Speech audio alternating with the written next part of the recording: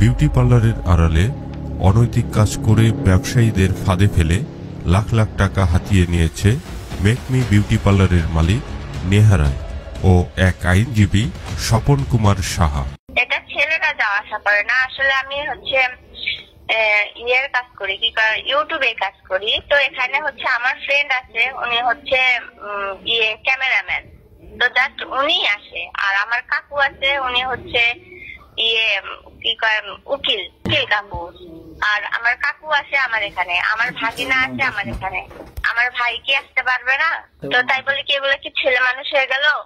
হ্যাঁ, উনি আমাকে দেখতে আসে, কারণ এখানে একজন একটু প্রবলেম হয়েছিল একজনকে নিয়ে, তো ওই জন্য আমাকে দেখাশোনা করার জন্য উনি মাঝে মাঝে আসে আমার এখানে।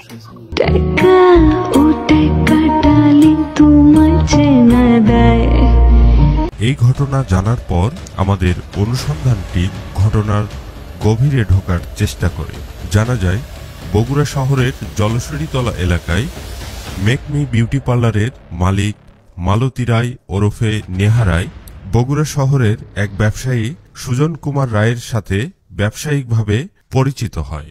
এরপর থেকে নেহা রায় ওই ব্যবসায়ীর সাথে ফোনে কথা বলে আকৃষ্ট করে।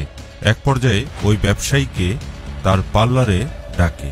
ব্যবসায়ী পার্লারে যাওয়ার পরে তার সাথে প্রেমের অভিনয়ে অবৈধ সম্পর্ক স্থাপন করে এবং তার ভিডিও ধারণ করে। এই চক্রের দুই সদস্য নেহা রায় আরেকজন আইনজীবী স্বপন কুমার সাহার যোগসাজশে বিভিন্ন সময়ে 12 লক্ষ টাকা ধার হিসাবে নেয় ও পার্লারের আসবাবপত্র কিনে নেয়। নেহা রায় আইনজীবী স্বপন কুমার সাহাকে কাকু পরিচয় দিলেও তার সাথে অনৈতিক সম্পর্ক রয়েছে। পার্লারে যাতায়াত করি, আমাকে নিয়ে যে কথাগুলো বলা হয়েছে এটা সম্পূর্ণভাবে মিথ্যা। অনেক সময় তোমার নেহার নিয়ে পড়তে গেছে, একটা আসে আমিও কম দিতাম, বসে আছে, আমি আসবো আসি যখন গ্যাসের আগে দরজা খোলাই থাকে। আচ্ছা, এগুলো থেকে অনেকদিন শুধু ড্রাই টেস্ট করে চলে আসছে। আচ্ছা, শরীর খারাপ থাকতে বা আগের দিন গেছি পরের দিন গেছি, সময় দিতে না, তখন এমনি খালি টুমুটুমু খায়া কিস কিস করে ধরা ধরে ভিতরে নিয়ে গেছি বা পাকঘরের মধ্যে নিয়ে গেছি। একটা জিনিস লক্ষ্য করছি, ওকে যখন আমি সেক্স করি তখন একটা সেক্সুয়াল যে স্পার্ম যে অ্যাভেলেবল তা কিন্তু আমি তো খুব একটা, যেমন মনে করো ওকে তো আমি জ্ঞান করার করে সব কিছু কিস করে চাইটে চুটে করে, তাও দেখি যে ওর খুব কিন্তু একটা স্পার্ম যে খুব একটা অন্য মেয়েদের যেরকম স্পার্ম যে ভিজে ও কিন্তু এরকম নেয়।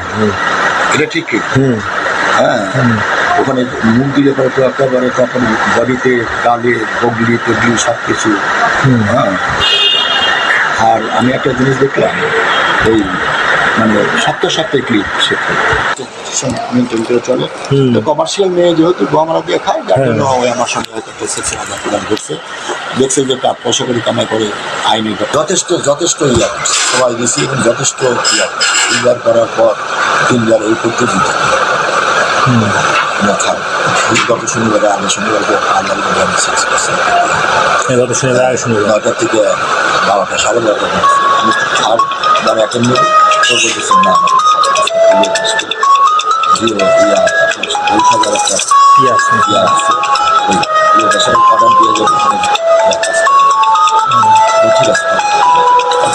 বাইরে নিয়ে যেতেন না, বাইরে পাশাপাশি একটা বাসা ছিল, দারোয়ান সব বলা ছিল যে আমি তার অনেক টাকা দিতাম। ও আচ্ছা, তাহলে তো টাকা দিতাম।